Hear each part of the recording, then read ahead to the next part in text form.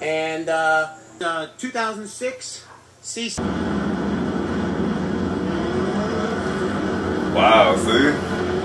That's C6s. Oh, hey, but that Camaro, never mind. Wow, I thought he was catching up.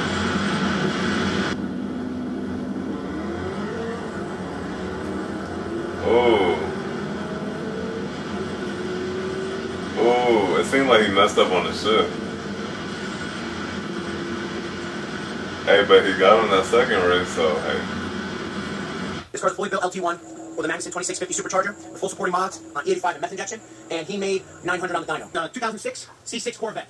This is an old video, like, so I remember this. Now this Corvette this thing is ain't a joke. This thing with a ain't built a bottom joke. end and stage 1 cam. This thing is crazy. I swear. What? I don't think he's gonna be I'll show able to get twin turbo.